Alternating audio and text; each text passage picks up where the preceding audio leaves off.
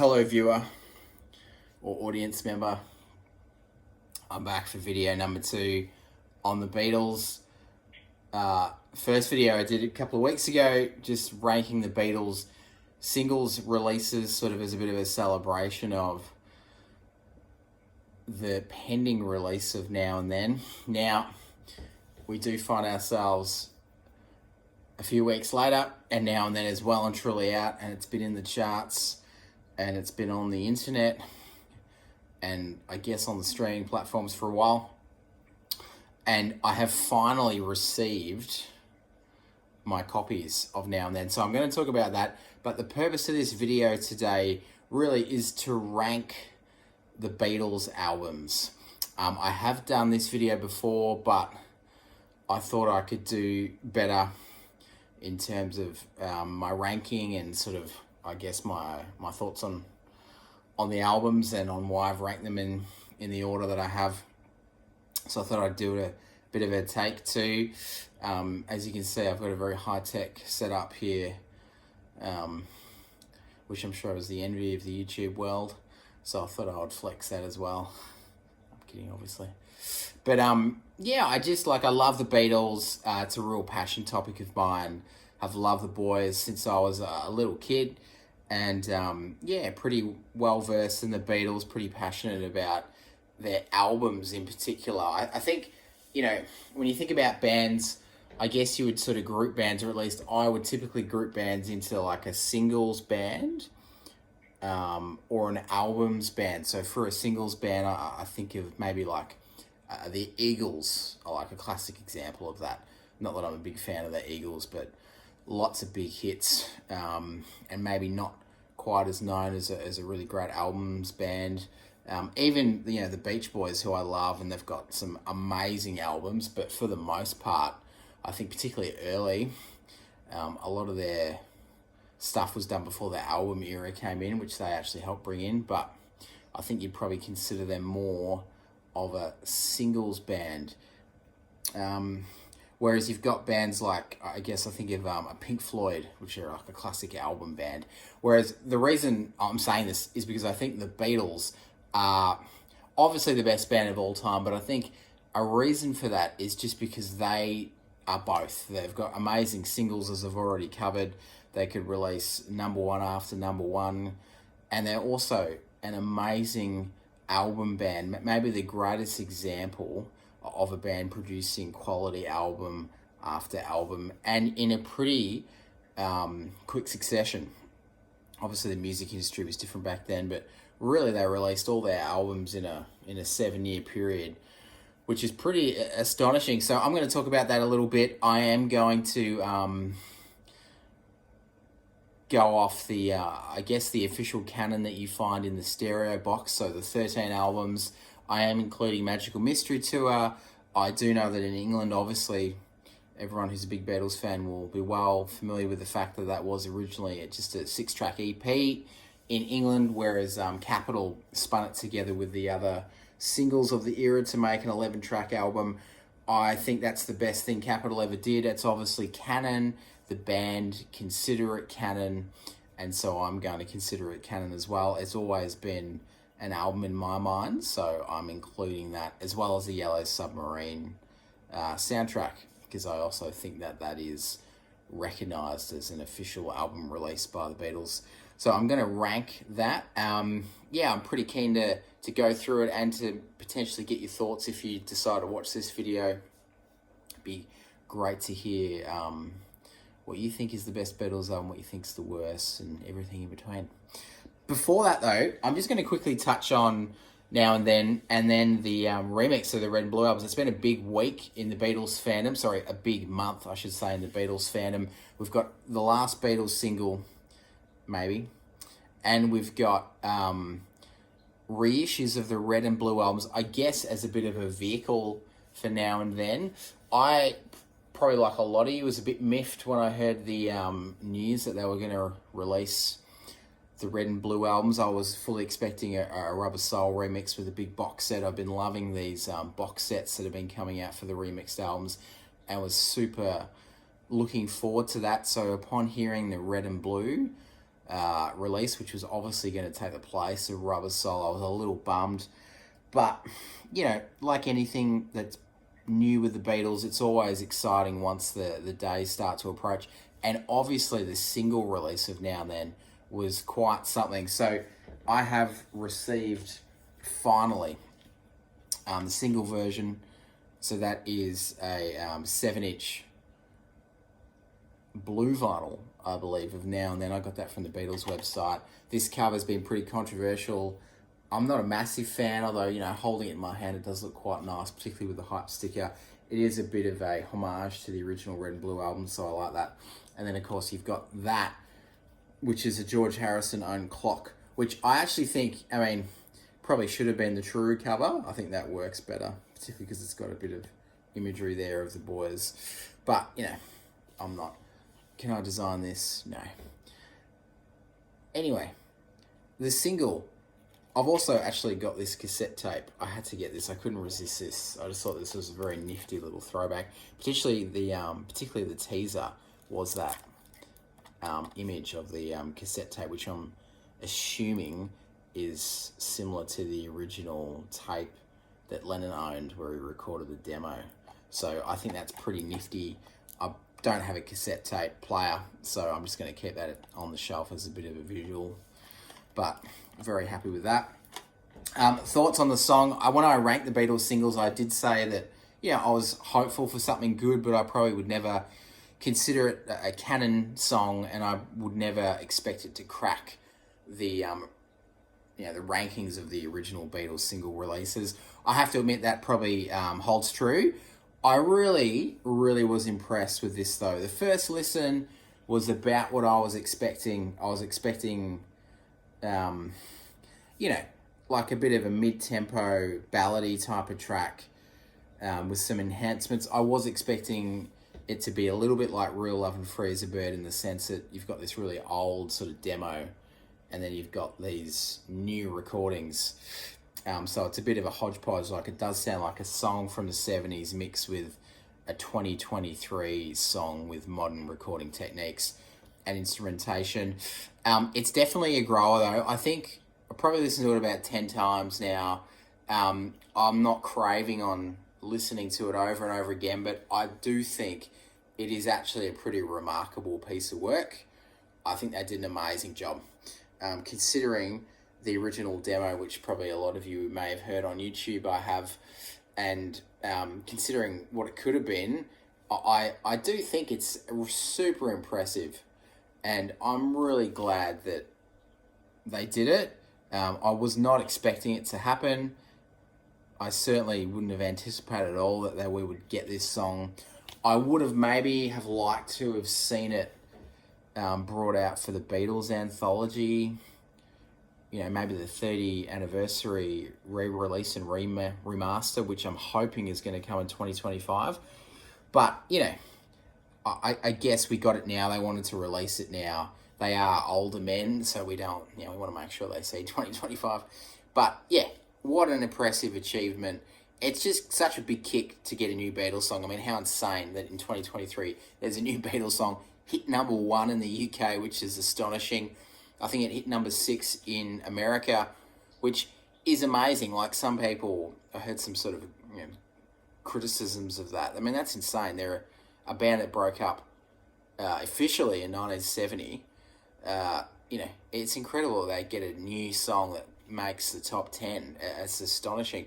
In my homeland of Australia, I believe it's number 6 as well. Come on, gang, get it to number 1. But awesome. And loving this sort of stuff too. And then these came out. So the Red album and the Blue album remixes with additional tracks. Now, these aren't the new releases. I have ordered my new releases, and this is one ding I would have on this whole process. And that is, it's taken so long to get the stock. Like, I do live in Australia, but it's taken forever, which is really disappointing. I feel like they probably didn't plan this one super well. It does have a bit of a smell about it, of it being quite rushed and sort of last minute. I know the vinyls, which I do have coming, the additional tracks are all just on a 3rd disc. So, yeah, that sort of speaks volumes. But yeah, look, these albums are really great gateway drugs to the Beatles. Amazing covers. They're, in terms of a best of or a greatest hits package, they're probably two of the greatest or most famous releases of all time in that regard. Pretty pioneering, I think. Probably the best thing Alan Klein ever did. And maybe the last thing he ever did for the boys, the four boys from the Docks of Liverpool. Just four lads. But yeah, to be honest, I was super excited about getting this one or hearing the remixes, because this was going to be the litmus test to see how the early Beatles songs would hold up with the new remix technology that Giles Martin is using in tandem with Peter Jackson. And I have to admit, for the most part, I was blown away. I have listened to them on Spotify in the headphones, and I think the results have been, by and large, incredibly good. I know there's some criticisms. There are some head-scratching moments, but fantastic. Like, all the early Beatles songs, particularly off the top of my head, This Boy, with the Beatles tracks, they sound fantastic. I saw her standing there, lights out, sounds awesome. I can't wait for a Please Please Me album remix now.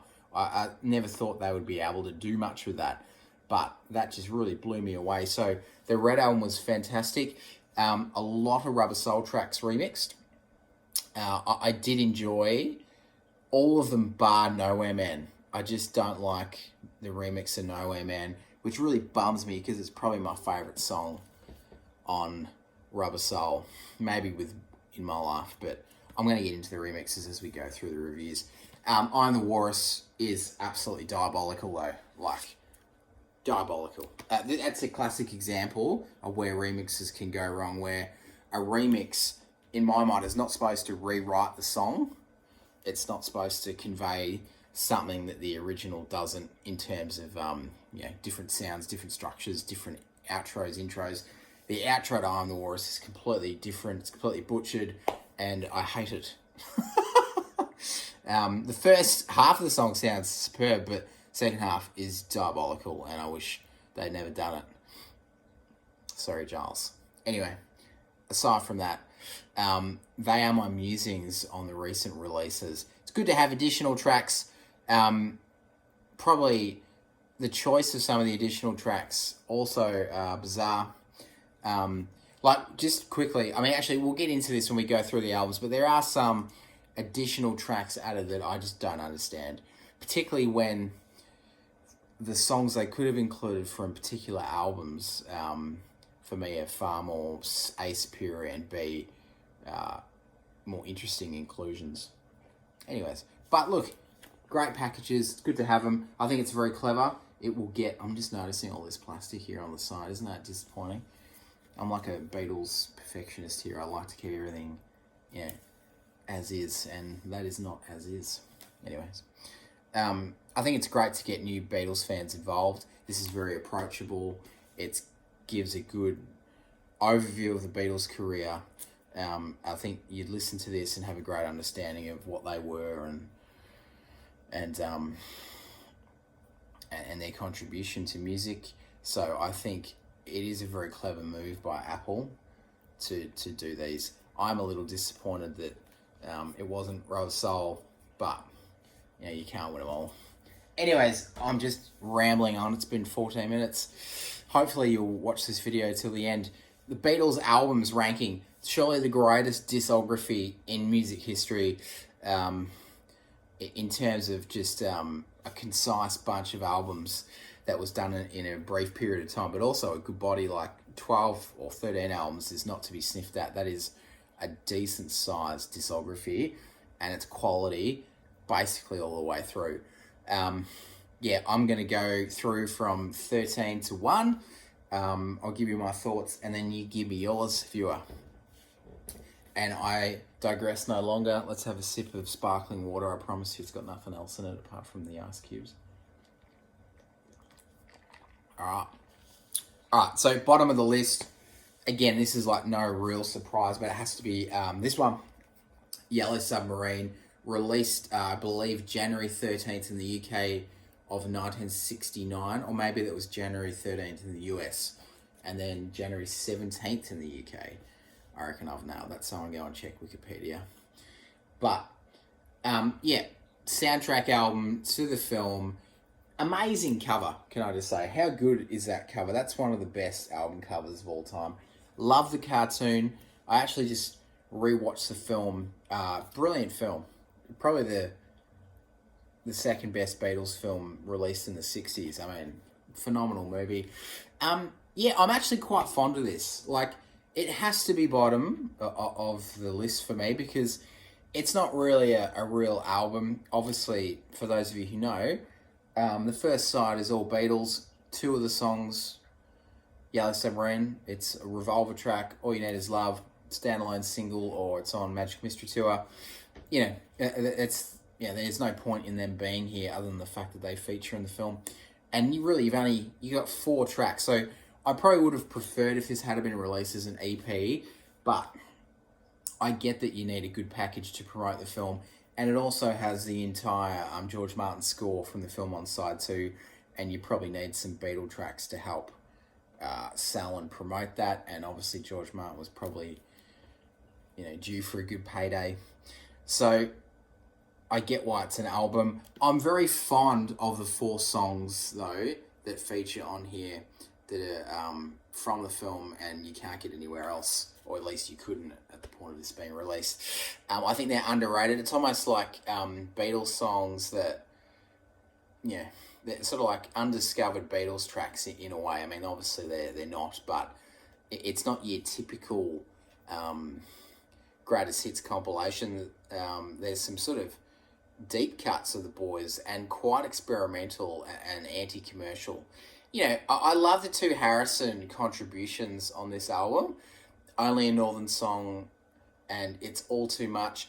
Both recorded, I believe, in May 1967. So I think they just finished the Sgt. Pepper sessions, and they sort of went through that phase of, continuous recording, where they would just keep recording. They started Magical Mystery Tour as well. And I think it's a really interesting period in the career of the Beatles, bit of a golden era in their recording life. And I really am a fan of these 2 George Harrison songs. It's Only Northern Song was recorded, I think, initially in February 67, actually, like the basic track, but it wasn't deemed good enough for Sgt. Pepper, which was probably a good call. It probably wouldn't have landed well on that album. And then I think they finished the recording off in May. But I love that song. Like, it's unusual. I love the production elements. It's super trippy and psychedelic. It's a really good late night song when you're driving. I would recommend giving that a shot. But yeah, I really enjoy that track. I love It's All Too Much as well. That's like a great sort of psychedelic rock freak out. If you've never heard the extended 8-minute plus version, I think it's on YouTube. Check it out. Really cool. But it's a great song. It's an underrated Beatles song. In fact, they're both underrated. I love both of these Harrison tracks. And I think they're well worth the price of admission. Altogether now, a McCartney throwaway. He wrote it specifically for the Yellow Submarine film. So, it's a children's song. It's super memorable and catchy like most Beatles songs, but it's probably the weakest of these 4 songs. The best one, 100%, is Hey Bulldog. I love Hey Bulldog. It's probably one of my most listened to Beatles songs. Amazingly catchy, hard rocker, great guitar riff, piano riff, awesome Lennon vocal on the chorus. It's just a monster of a track, and I love it. George Martin's score, I think, really interesting. It's very nice and pleasant. Pepperland's a great song. I like Sea of Time and Sea of Holes. March of the Meanies is good. The blue meanies in Yellow Submarine are absolutely terrifying, and I don't know why they thought that they would be appropriate for children. They're not appropriate for me. But it's fun. But it is definitely, it's a throwaway album, really. You probably, this is probably the only one you could skip, but I would say definitely get it for those 4 original tracks, because 3 of them are awesome. All right. I'm wafting on already. Number 12, and this was a hard pick. I have to admit, the next 4 are really hard to rank, so I sort of flip-flop on them, but this is how I'm feeling about this order today. So number 12 is going to be this, their last release, 1970s, Let It Be. Yeah, look, again, I mean, it sort of feels wrong to put this as sort of their second worst album, or maybe, you know, if you exclude Yellow Submarine, their worst, because it is a classic album. I mean, it probably is one of the best albums of all time, or like, you know, be in the top 500, 600. It's, you know, it's sort of criminal to say that this album is near the bottom with songs like Across the Universe, Let It Be, Long and Winding Road, Get Back. But I think the thing for me that just makes it bottom is the Phil Spector production. I just can't really get around it. It just feels very flat, and maybe just lacking energy, or it feels mismatched to the songs. I feel like the songs are doing one thing and Phil Spector's off here with his insanity and, you know, Sunglasses doing something completely different, like for a different set of songs. It just doesn't really work well for me. I have to admit, I don't mind his production on Across the Universe. I probably would pick that version above other versions that are out there. But outside of that, I prefer other versions, either through the Let It Be Naked album or through Giles' remix in 2021, or even Glyn Johns, you know, his original Get Back album. So, yeah, it's disappointing to put it this low. I have to admit, if it was this version, which is Let It Be Naked, that came out in 2003, if this album was the original release in 1970, it would be much higher. I would probably put this comfortably at number 8 on the list of 13, maybe number 7, depending on what mood I was in, but it's certainly number 8 and much higher than number 12. But as it stands, this is just where it is today. The other big thing, aside from the Spector production, is the exclusion of Don't Let Me Down. For me, that's one of my favourite late era Lennon Beatles tracks. I think, you know, when you watch the Get Back documentary, you see how key Don't Let Me Down was to those sessions and this project in general, and the fact that it was sort of relegated to the B-side of the Get Back single and left off this album, to me, is just like an absolute travesty. If that song was on this album, I would put this higher. But because it's not, it just feels like it's missing something for me. And along with the Spector production, particularly on the Long and Winding Road, which just ruins the song for me on this release. I love the Long and Winding Road as a song. I think it's one of McCartney's best, and the version of it that is on the Let It Be Naked album for me is brilliant. 10 out of 10. But it's not on this. So it has to be number 12. If it was Let It Be Naked, it would be higher. I know some people have mixed emotions about that, but I just really love, for the most part, Let It Be Naked. I think that's more of a truer reflection of what the album was supposed to be. But yeah, I mean, look, it's Let It Be. It's still a classic. I still love it. And just quickly, the Get Back documentary is amazing. I've seen it 3 to 4 times, all 9 hours of it. Just one of the best documentaries of all time. Amazing work by Peter Jackson, and certainly has enhanced my appreciation for the album and for that period in the Beatles' lives, even though I put this at number 12. If it was tomorrow, I might put it a bit higher, but it ain't.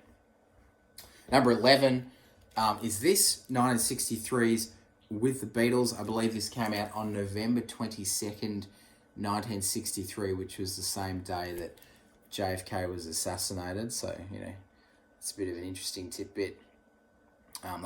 Early Beatles releases coincided with some other sort of big occurrences, which is just, you know, it's fun history. But yeah, look, this is a great album. I often see this last on people's rankings.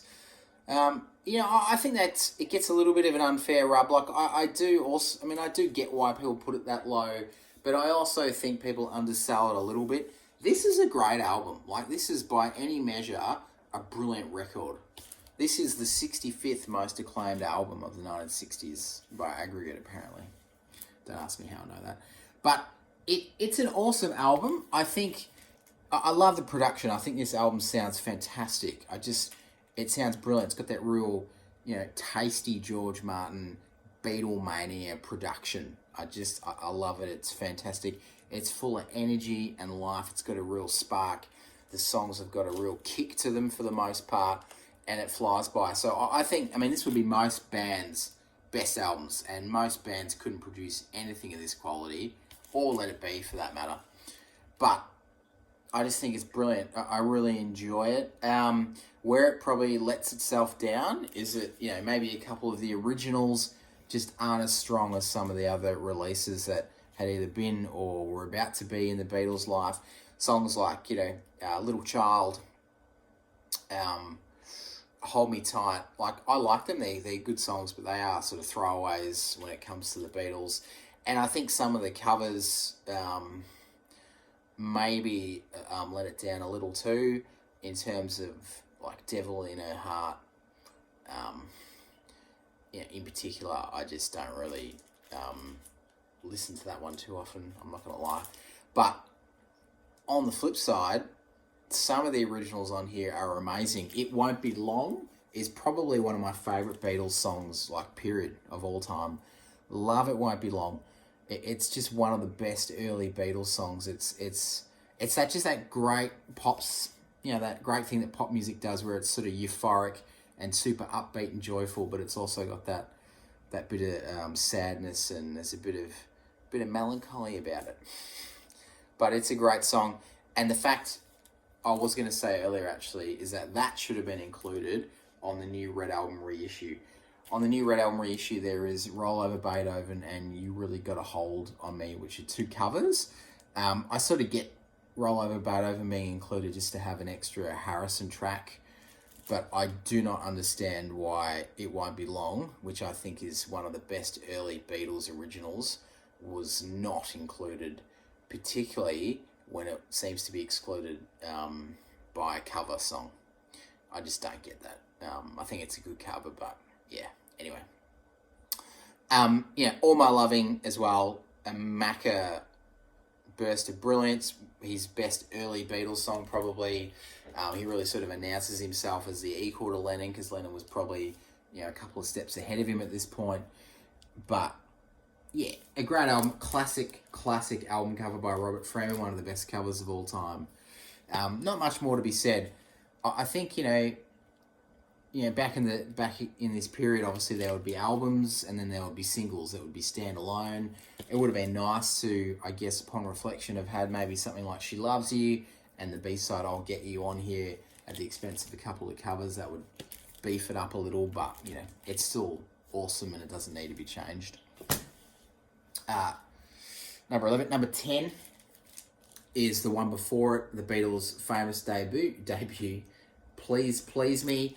I can't really split the difference between these two. Like, if I'm honest, I sort of see these two albums as being pretty much equal in stature, and probably equal in the frequency that I listen to them and enjoy them.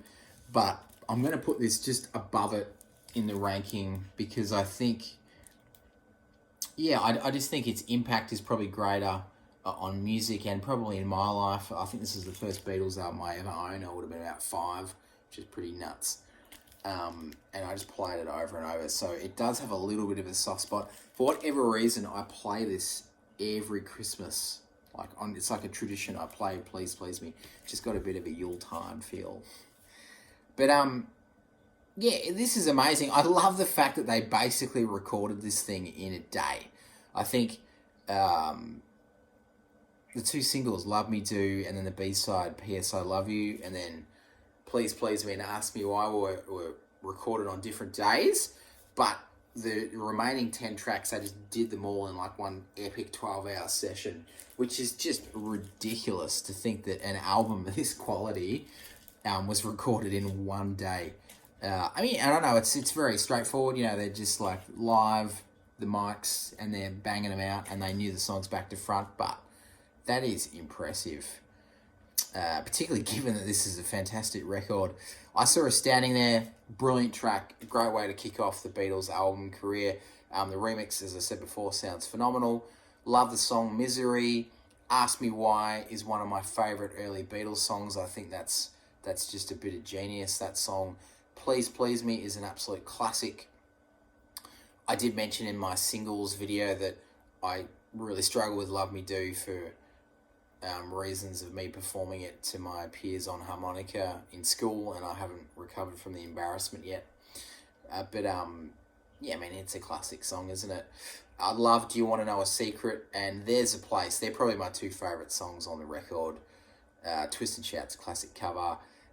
Probably where it lets it down a little bit, I guess, would be the covers on the first side of the album. I'm looking at Chains and Boys. Yeah, that is probably don't hold up as well as certainly the originals and some of the other covers. Again, you know, and it's different era, I get that, but I always sort of play like, you know, Beatles fan fiction, and I think, you know, it'd be awesome if you could have had From Me to You and Thank You Girl on here instead of these covers. But this is a 10 out of 10 record, and, you know, again, I would flip-flop, like I think with the Beatles and Please Please Me are pretty comparable in quality. I think they're very even. They both have similar strengths, and yeah, what can be said? Great album cover. Love that. Okay, take a sip of the old sparkling tea. It's got a bit of a raspberry sort of flavour, which is quite pleasant on the palate. Number 9, and this was a tough one, but as it sits, I'm going to put this at number 9, and that is 1964's Beatles for Sale. Probably, this album's sort of risen in my estimation. I've gone a bit up and down on it, but at the moment, I'm quite fond of it. Maybe a year ago, I would have put this at number 12, but I sort of think about the individual moments of this album, and it sort of has put it over the top of the other albums that I've already gone through. Love that cover. They're looking quite despondent there, the lads. They've been through some very hard tours and film shoots in 1964. Insane year, 1964. 2 albums, both, you know, classic albums, a classic film, a world tour, 9 album singles, you know, you name it, all in the space of a year. Just a ridiculous year from the lads. And the year ended with them producing this album as a bit of a Christmas stocking stuffer. Great release. I think they recorded this basically over a 3-week period when they just had like days off. So I think maybe there may have been like 7 or 8 actual recording days, which again is just astonishing that they would have that little time, be under that much pressure, and to produce something so good. This is a great record. No Reply, the opening track, again, I just think is one of the best early Beatles songs. Maybe one of Lennon's best Beatles songs. I think it's brilliant. I think it would have been a great inclusion again for the Red Album. Yeah, can't say enough about that. That's a 10 out of 10 track. I'm a Loser is quite a dark pop song, particularly for that period of the Beatles. You wouldn't generally expect that from the early Beatlemania days, but it's sort of that Lennon introspection and maybe a bit of self-hatred starting to creep in. But it's a great song. It's like very up in terms of melody, but, you know, obviously very dark, a little bit like Help. Maybe it's a bit of a Help prototype, but that's a fantastic song. Yeah, Babies in Black, I'll Follow the Sun, 8 Days a Week, I Don't Want to Spoil the Party, What You're Doing. Fantastic originals. So I put this up here a bit higher than the others, probably because I think the originals are just a bit more richer and a bit more advanced, and I probably replay them a bit more often. I Don't Want to Spoil the Party, underrated Beatles track. I love that song. Great song to walk home to from a night out. What You're Doing is maybe a bit of a prototype for I'm Looking Through You. I've heard McCartney say he didn't particularly like that song, but that surprised me. I think that's a fantastic Beatles track. 8 Days a Week is the number 1 hit. Great song. I believe around this time they recorded I Feel Fine and She's a Woman, which sort of have that similar flavour. Would have made it, a nice addition to this album, but yeah, I'm going with this at number 9. I think it's very interesting. It's a transition record. It's got a bit of that country sort of feel. This is maybe the Beatles country and western rock album in a way. Bit of a prototype for maybe the soft rock, country rock genre that was to come. And it's brilliant. Love the cover design, as I've mentioned. You know, the Beatles album covers are just so good. Like, just you just put them on the wall and look at them all day. I think that is a brilliant release. Number 8, and now we're sort of getting into like the heavy hitters here. From here on out, I think these are all, I mean, the albums I've just gone through, they're fantastic and by any measure classics, but these are like probably just a bit of a step above now, and these are the real special ones. Starting with 1965's Help, brilliant cover, nonsensical cover. Some of their album covers are just bonkers too. This one and the next one I'm about to show you are just a bit trippy. But this is brilliant. The first side, so the side A of this album, is without a doubt one of the greatest first halves of an album in the history of the world. It's just like unassailable. Help, The Night Before, You've Got to Hide Your Love Away, I Need You, which is just a brilliant Harrison track. What a jump from Don't Bother Me to I Need You. I love I Need You. Underrated song. Another Girl, You're Going to Lose That Girl, Ticket to Ride. I mean, wow, what a song list for the first half of your record. John Lennon is on fire in this section. Help and Ticket to Ride are just two of the best Beatles songs of all time. Two of my personal favourites. I'd probably put both of them in my top 20 or 25 Beatles tracks. Brilliant. I mean, I love the fact that Help has got such an upbeat, up-tempo melody, and Ticket to Ride as well. But they're both quite sort of morose songs, or quite dark, but got that real pop sensibility, which is just like a brilliant juxtaposition. Sounds great too. The vocals on those two songs are just phenomenal. You've Got to Hide Your Love Away is another classic Lennon track, and You're Going to Lose That Girl, which I believe Lennon wrote about Paul McCartney and Jane Asher. John, you sly dog. That is brilliant. Love that song. Love Harrison's guitar work. Yeah, and Another Girl and The Night Before, really, really strong McCartney contributions. Brilliant. 10 out of 10. If the whole album was like the first half, it would be in the top, my top 5, I reckon. Second half is not as strong. Certainly not bad. It's kind of weird because you've got this really sort of classic half of the album where you've got a lot of famous, iconic Beatles songs. And then the second half, with one exception, which we'll get to, is a little more obscure. It's kind of like Beatles songs that maybe the casual listener wouldn't be familiar with at all, like Act Naturally. I quite like that. It's a nice little Ringo moment, a good country cover. It's Only Love, a Lennon song. I think I probably would have preferred Yes It Is, which was the Ticket to Ride B-side, instead of It's Only Love, but it's a cool song. For whatever reason, I was obsessed with it when I was about 10. I don't know why. But, what can you do? You Like Me Too Much, a bit of a Harrison stab at a piano-centric song. It's catchy. Tell Me What You See, I think, is a McCartney song mainly. Love Lennon and McCartney sort of vocals on that. It's got a bit of a, I don't know if it's like a calypso beat. I'm probably got that completely wrong. But it's just got a bit of an exotic feel about it, that song.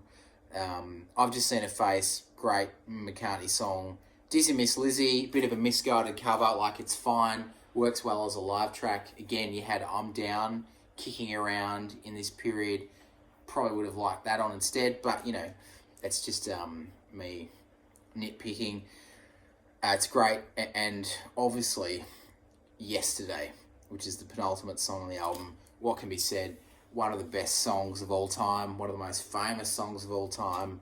10 out of 10 track, one of Paul McCartney's best moments ever.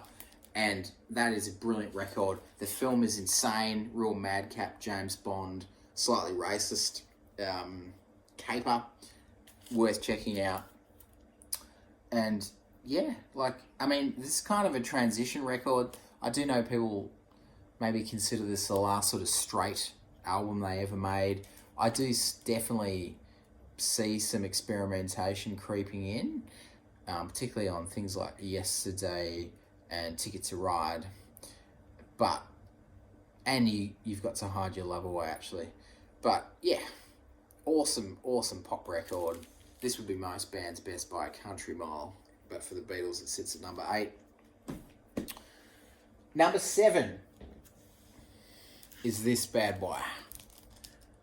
1967's Magical Mystery Tour. I think it came out in November, maybe December 67, so quite late in the year. I know the film premiered on Boxing Day on the BBC in black and white, and it was a disaster for the Beatles. But this certainly is not.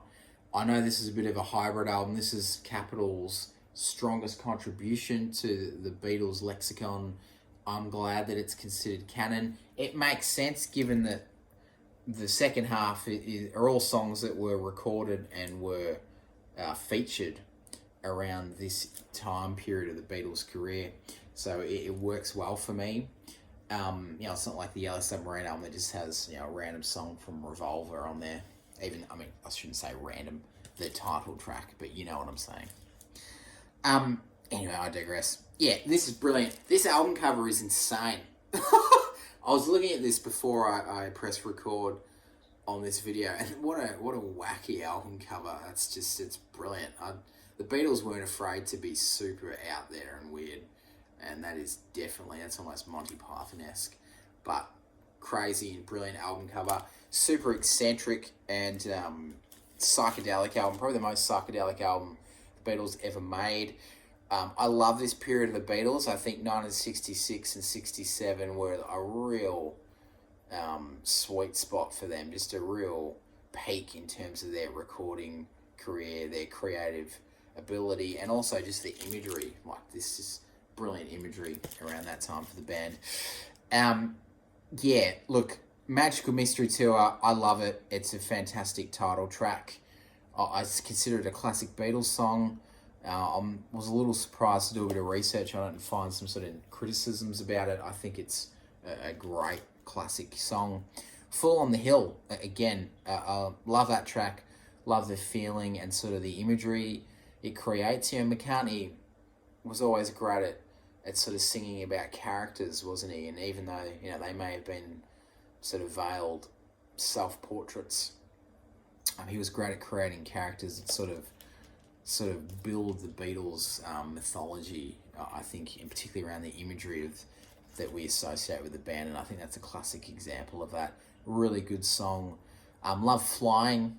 It's just a quirky little instrumental, and the footage that the song is used for in Magical Mystery Tour, I think, was all B-roll or outtake footage from 2001: A Space Odyssey, so that's pretty cool. Like Blue Jayway, bit of an obscure Harrison track, creepy song, very paranoid, very sort of eerie. I think it's great. Drive to that song on a foggy night and you will have an out-of-body experience.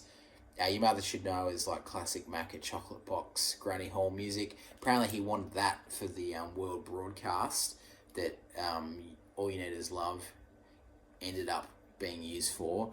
Can you imagine if they belted out Your Mother Should Know? I feel like they may have missed the mark. I don't think they would have made the anthology. And I'm the Walrus, for me, is just one of the greatest songs of all time. One of the best Beatles songs of all time. Probably my top 20. Probably the Beatles song I've listened to the most, maybe, along with maybe Come Together. Love it. It's insane. It's genius. It's like a bit of a Lewis Carroll novel. George Martin just shines so much on this track. His contribution to this song, can't be overstated. Just brilliant. And then the second half is just all the great hits. Hello Goodbye is a great song. Strawberry Fields and Penny Lane, what can be said? Maybe the best single release the Beatles ever did. Baby You're a Rich Man, I love that song about Brian Epstein. I believe that's mainly a Lennon track, but monster song, features in The Social Network and is used to good effect. And All You Need Is Love, as I mentioned, that's just an eternal classic track. Brilliant Lennon song, and always will be. I love this album. I think it's got a great balance between all the big hits, some of the most iconic and famous songs the Beatles ever did. But it's also, particularly in that first half, got some real sort of obscure Beatles tracks. It almost feels like Beatles songs that not many other people know about, you know. That's the feeling I get when you listen to it, even if it's not true in reality. But I like that. It's like pretty hardcore experimentation and some eccentric songs coupled with some just flat out pop classics. Brilliant album. I'll listen to it forever. Magical Mystery Tour. Let's have a quick sip.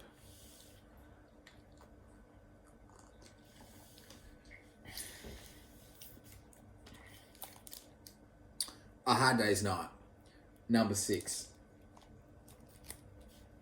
Love that album cover. You could frame that. That is just genius bit of pop art. Yeah, look, I think easily their best early album. This is basically Beatlemania in about 30 minutes. This is why, yeah, for me, I would explain this album by, you know, if someone had never heard the Beatles and wanted to know why they were so popular, I'd probably play them this album. This is basically just like a perfect example of who they were and why they were so popular and why they meant so much to so many people. This is just like the most perfect pop album. It's just such an awesome, energetic, euphoric listen. The production's brilliant. I love it. I love the film too. I rewatched it recently. Hadn't seen it in years. Classic movie. Like legitimately a brilliant film. Highly influential. It looks fantastic. And this is just the perfect soundtrack to it. Brilliant album. A Hard Day's Night. I mean, Lennon really, you know, I'm talking about the song here. It is a classic pop song. Lennon really dominates this album. Like, I think he wrote 10 of its 13 songs. He really sort of owns this record. Apparently, McCartney brought in Can't Buy Me Love, and Lennon was so incensed and so motivated with competition that he just went and wrote 10 songs. So good work, Macca. But yeah, like this is an unassailable classic. Hard Day's Night, I Should Have Known Better, If I Fell, And I Love Her, Can't Buy Me Love, Anytime at All. You know, it's a bit of a It Won't Be Long type of song, but, you know, it's brilliant. Things We Said Today, You Can't Do That, I'll Be Back. Like, wow, they're just brilliant songs. McCartney only has 3 contributions, but they're all classics. They're all 10 out of 10 songs. I think they're maybe 3 of his best songs within the Beatles. Yeah, I think it's the first album of Lennon-McCartney originals. Maybe that's why Beatles for Sale suffers a little bit from that, just because it feels like almost like a little bit of a regression because they go back to the covers. But, you know, second album of the same year, I mean, yeah, who am I to say? Yeah, I just love it. It's fantastic. It's super energetic. It holds up so well. And I think it's definitely the perfect example of Beatlemania. It's a pretty tasty mono edition too, actually. I think this is pretty hard to come by. That was a bit of a flex on my part. Number 5, so we're in the top 5. These are pretty common fodder for Beatles top 5 rankings, but I'm going to give you my take and my ordering. Number 5 is Rubber Soul from 1965.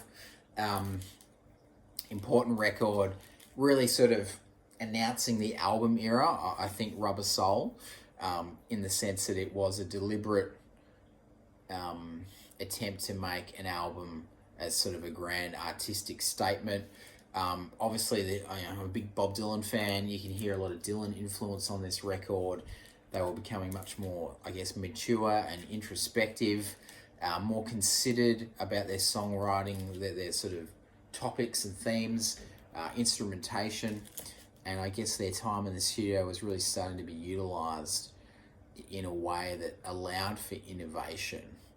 And yeah, this is brilliant. That photo of Ringo, I just noticed, is gold. He looks like he's having a nightmare of a time there. Yeah, look, Drive My Car, classic Macca song, I think with some assistance from Lennon. Again, I think sort of Lennon here is kind of dominating the Beatles at this point. I think most of the best contributions at this stage are his. He's had an amazing go of this album. Norwegian Wood, Nowhere Man, The Word, Girl, In My Life, Run For Your Life. I think that's a brilliant song. So catchy. I know the lyrics probably haven't aged super well, but it's hooky as it's a tasty, tasty hook, that song. In My Life, I think it's one of the best songs of all time. Nowhere Man is one of the greatest songs of all time. McCartney, You Won't See Me, Michelle, I'm Looking Through You, really strong contributions along with Drive My Car. I think Harrison really comes into his own here. Think For Yourself and If I Needed Someone, brilliant. The new remix of If I Needed Someone sounds phenomenal, so I'm really looking forward to the remix of this album, which we will surely get, in the next year or two at least. But yeah, brilliant. First album to not feature a band's name on it, such was the icon status of the boys. They didn't need to do that. I think, they're really entering a creative peak here. They released We Can Work It Out and Day Tripper as a double A side on the same day that they released this album. Like, that's just taking the piss. I think that's ridiculous. Would have been cool to have those two songs on here, actually. The only sort of dud track for me is What Goes On. Obviously, they still have the mindset here that they need to give a song to Ringo. I know it's an old Lennon track, I think, from the early 60s. It's just a bit flat. Like, I think for me that's a B-side, particularly given that you had We Can Work It Out and Day Tripper kicking around the same sessions. Maybe it would have been nice to have put one or both of them on instead. But outside of that, it's 10 out of 10. It's unassailable. It's Rubber Soul. I think, it's interesting to see the trends in Beatles albums and sort of what goes in and out of vogue. I know maybe 10 years ago, I think Rubber Soul would have been up there with Revolver and Pepper as their sort of top three. I think that's changed a bit now. But yeah, it'd be interesting to see the reevaluation of this album when the remix does come out. I'm looking forward to the commentary on that because I'm expecting it to be reappraised in a way that sort of elevates it once again. I mean, not that it's not elevated, but you know what I mean. In terms of the Beatles ranking. Number 4, 1969's Abbey Road, their last actual album. And speaking of albums in vogue, I would say that this is probably currently the go-to Beatles album. Most people seem to think this is the best Beatles album. You look at rankings these days, this probably gets ranked the highest now out of all the Beatles releases. I know the recent Rolling Stone album ranking of the greatest albums of all time put this at number 5, which is the highest Beatles entry. So it's very much in vogue. It's an amazing album. It's recorded so well. They use, I think, 8-track, the solid state recording system. Sounds impeccable. The remix, I'm a big fan of, actually. I think Giles did a great job, Giles Martin, with the remix, but the original sounds brilliant. It's brilliant. Like, Come Together, I think, is probably my favourite Beatles song. Something and Here Comes the Sun are just brilliant Harrison tracks. We all know them. He's coming into his own. Here Comes the Sun is the most streamed Beatles song out of them all, which is kind of astonishing. Imagine how John would feel about that.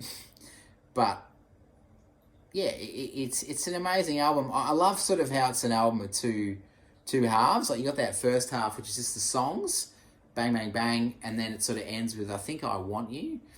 And then side 2, Here Comes the Sun, and then from Because onwards, it sort of goes into that medley. And that medley is just an amazing piece of work. I've got to give McCartney and I guess George Martin credit for that. That is just, what a way to end a career. Like, if you had to put a cherry on top of the sweetest of cakes, they did. That is just an amazing way to end a recording career. The medley is brilliant. You Never Give Me Your Money would be my favourite moment in that medley. I think that's one of McCartney's best ever songs. I recently saw Paul McCartney and live in Melbourne, and he performed that song, which was just awesome to hear. I love You Never Give Me Your Money.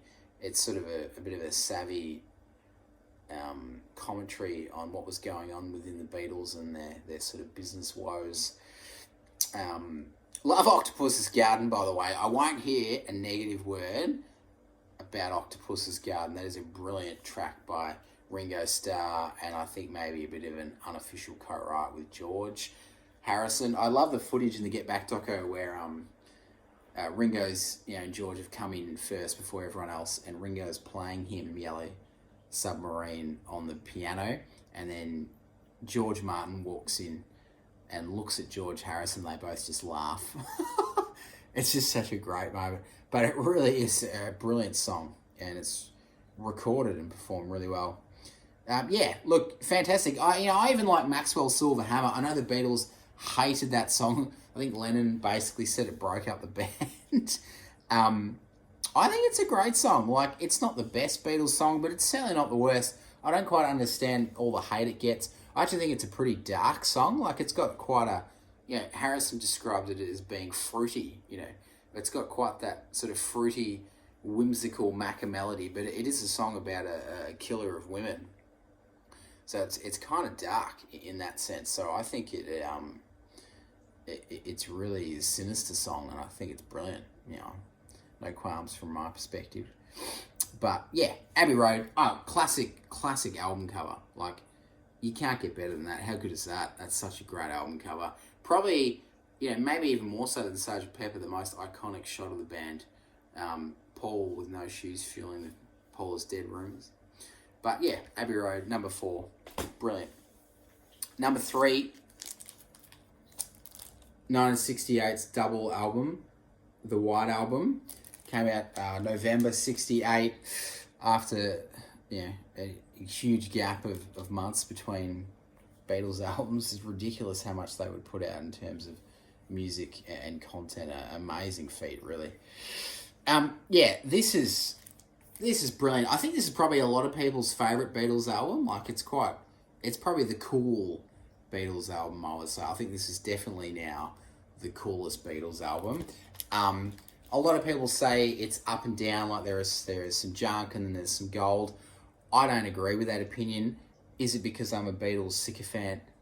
I'm prepared to say maybe yes. But I think basically every song on here is really great. Like, it's very varied. And there are some little tracks, like Wild Honey Pie is not really a song. And is it necessary? No.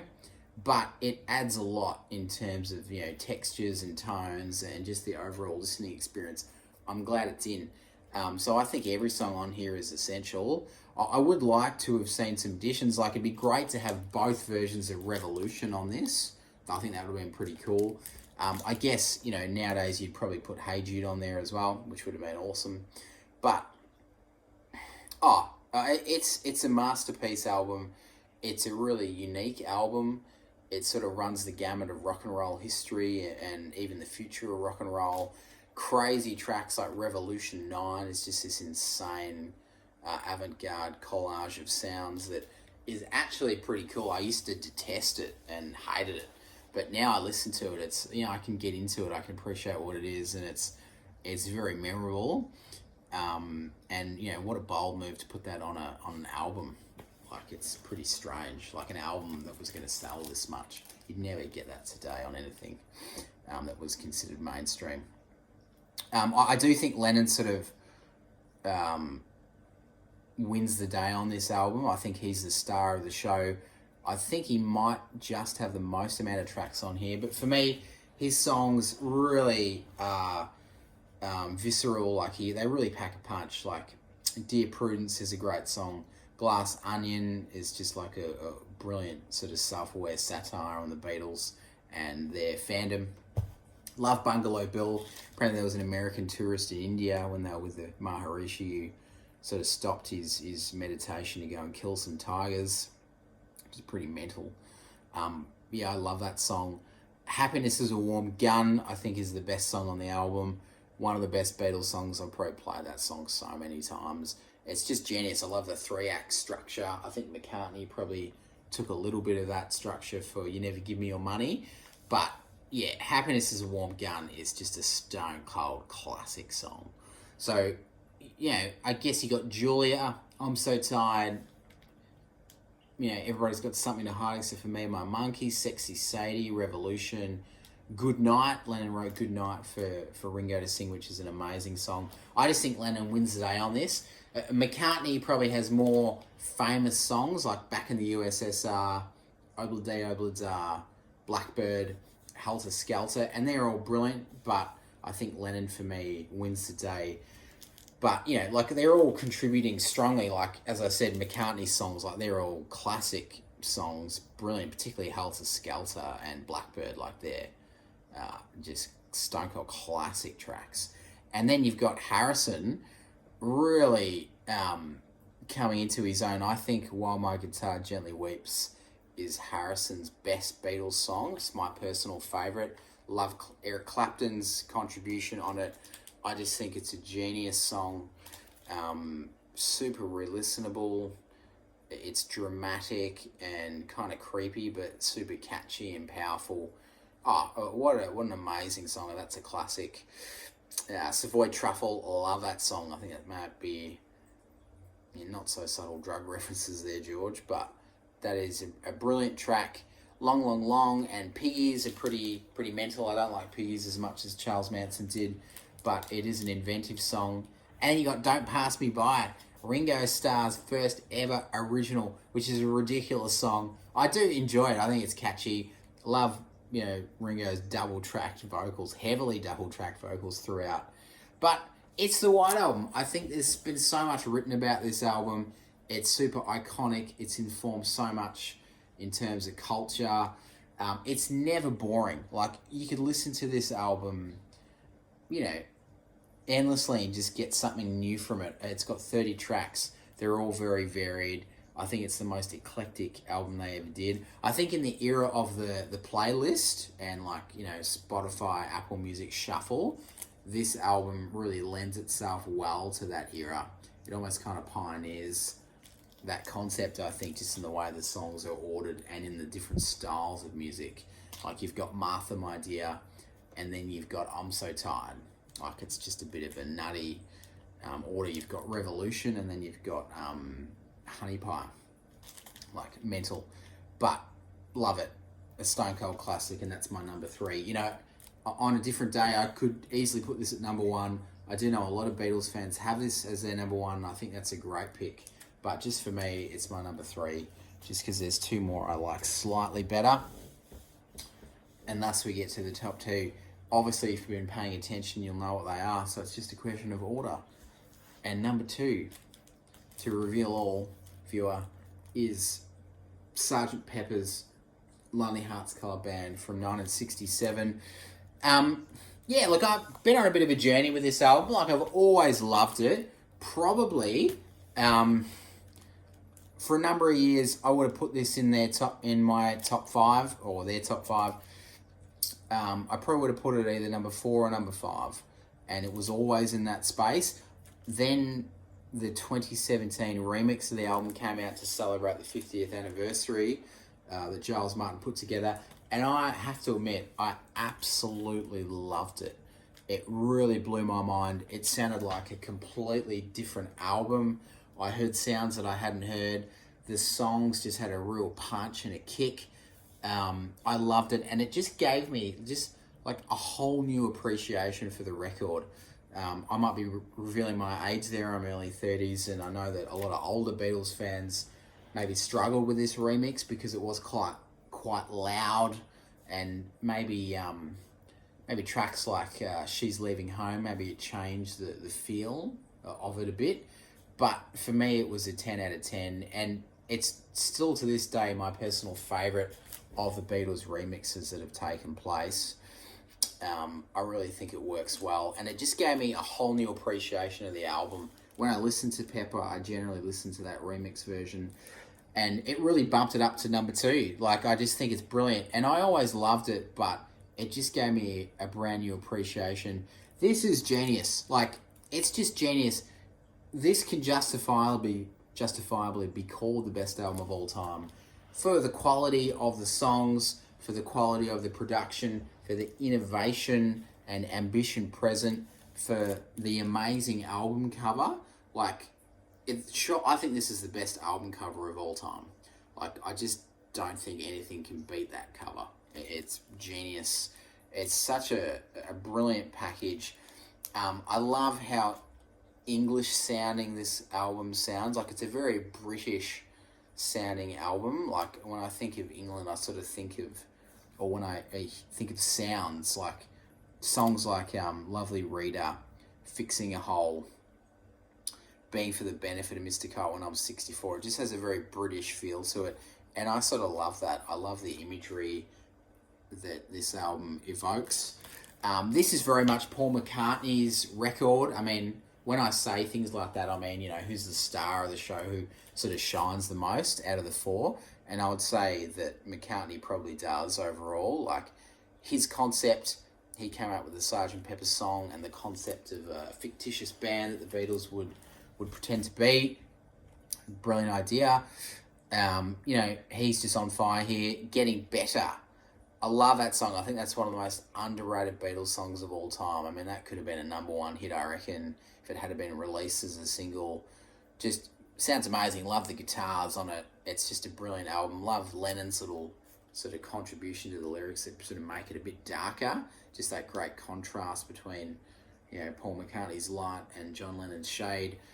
But, yeah, Fixing a Hole, love that song. She's Leaving Home is a bit of genius songwriting. Lovely Reader's great. When I'm 64, I think that's a brilliant song. I never used to like it, but now I do. I think it's kind of genius. I know some people that would kill me for saying that. But yeah, it's brilliant. And, even though I think this is Macca's album, I sort of think maybe Lennon has the best two moments on it. Like, Lucy in the Sky with Diamonds, that's one of his best songs. That's a Stone Cold classic track. And A Day in the Life is probably the greatest Beatles song of all time. I mean, I think if you've got a pop song, it might be the best pop song of all time. I think it transcends the pop music genre. It almost transcends the Beatles. It's just kind of like a 4 or 5 minute piece of art. I know I sound pretentious and a bit of an idiot there, but it really is genius. And I know that McCartney contributed. Obviously, he wrote that fantastic Middle Eight. So it is a great example of the Lennon-McCartney songwriting partnership, but it's really Lennon's song, and I just think it's maybe the best moment of the Beatles' career. So, yeah, and then you've got a fantastic George contribution, Within You and Without You.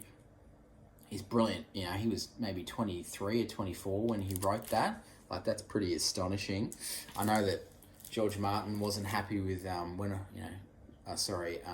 It's Only a Northern Song, and asked him to go away and try something better. And then he comes back with this, and wow, like what a contribution to the album. Genius. I know that this song rises and falls a bit in sort of public appreciation. For me, this is like the Citizen Kane of the pop rock album. Citizen Kane, commonly referred to in the past as the greatest film of all time. So naturally, new people that come along to it come with that baggage and that mindset that this is supposed to be the best film of all time. And of course, it falls short, and people have a cynical view of it, and so they try and bring it, off its pedestal. I think Sgt. Pepper has suffered a bit from that too. For years it was put on the pedestal as being the greatest album of all time, and so newer listeners sort of look at it and bring it down a bit, I think, but really, I think it can be worthy of that. I do think it's a genius work, and it will always be, and it's my number 2. Thank you, Giles, for that tasty remix. And that leaves my number 1. As much as I love Pepper and all those albums, my favourite has been for a long time and probably always will be Revolver. 1966.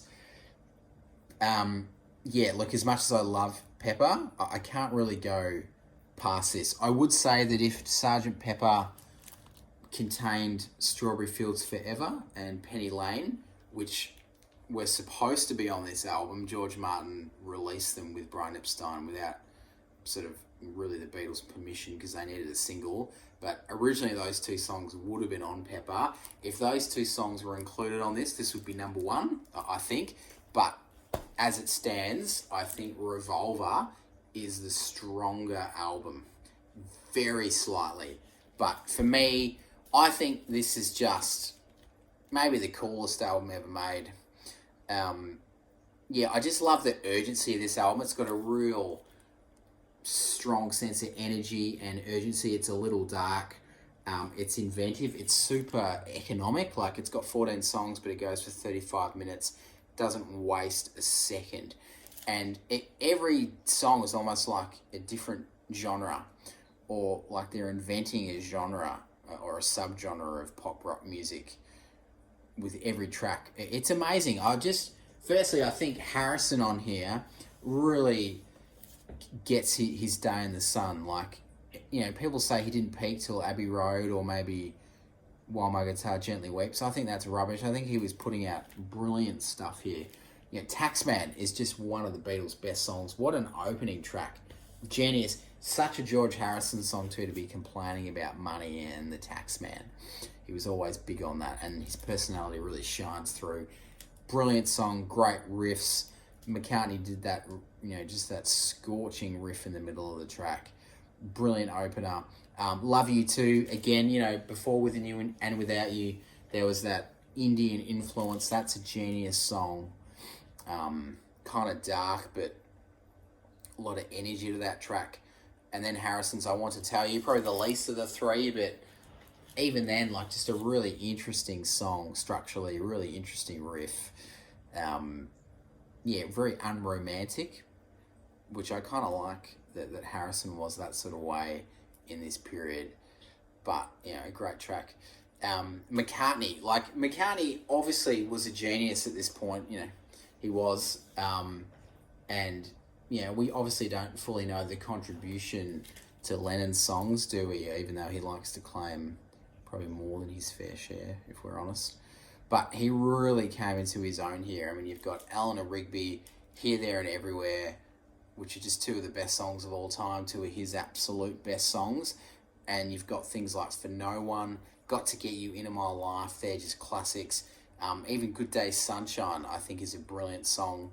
Then you've got Yellow Submarine, the Ringo track, a classic song. Won't hear a negative word about it. I think that's a bit of genius. It is a child song, but it has got a fair bit of psychedelica about it. And it's got amazing production. And, you know, I think McCartney claims that song, but the great thing about this reissue that Giles Martin did with Apple is that it brought out the Lennon demo, which became the song Yellow Submarine. And that was quite a dark, haunting demo, but it shows unequivocally that this was a Lennon-McCartney co-write. And, yeah, really interesting. But, yeah, I think Yellow Submarine's a great contribution. And then you've got Lennon's songs like that he wrote on his own. I'm Only Sleeping, She Said, And Your Bird Can Sing, Dr. Robert, and, of course, Tomorrow Never Knows. Brilliant. Like, I just could listen to those 5 songs endlessly. Really love the Lennon contributions on here. I think my favourite song on the album might actually be She Said. I think that's criminally underrated. There's a great video of Leonard Bernstein on YouTube talking about She Said, and he's just praising it. Loves the structure and the chord changes and the lyrical content. Like, he'd love that song. Good work, Leonard. But I think that's a brilliant song, one of my favourite Lennon tracks. I thought the remix of that song was really disappointing. Like, there's always a song in these remixes that I just don't dig. And it's almost always my favourite off the album, at least post Pepper, and in terms of the remixes. And I was really disappointed that Giles didn't nail that. But on here, it's amazing. It sounds brilliant in mono. And Your Bird Can Sing, you know, great song. Tomorrow Never Knows, an amazing innovation. You know, launched the Chemical Brothers' career. It's brilliant, never gets old. I just think for me, this is the one. Like, this is the one. This was everything that was brilliant about the Beatles. It's psychedelic, but it's also got that strong sort of rock pop sensibility. There's a lot of experimentation, but never at the expense of melody or choruses. Like, it's just that perfect balance between experimentation and innovation, and then pop and rock sensibilities in a mainstream environment. I think it's brilliant. Love the Klaus Forman album cover. This, for me, is basically the best album of all time. I think this is the ultimate example of the pop rock album, and I love the boys for it. And that is my number one. Love the fact also that Paperback Writer and Rain were recorded during these sessions. I guess, if I had my way, I'd probably put them on and just make this a 16 tracker, and that would make it even better. But as it stands, that's my number one. This has gone on for way too long. I've probably made heaps of mistakes in what I've said because I've just been talking endlessly.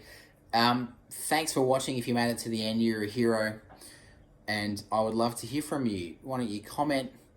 Let me know what your thoughts are. What is your ranking? What do you think's the best Beatles album? What do you think's the worst? I'd be keen to get feedback and to hear what you think is the best Beatles album. And look, hopefully I'll get to talk a bit more about the Beatles and do a couple more vids, and hopefully you enjoy them. Anyways, take care. All the best.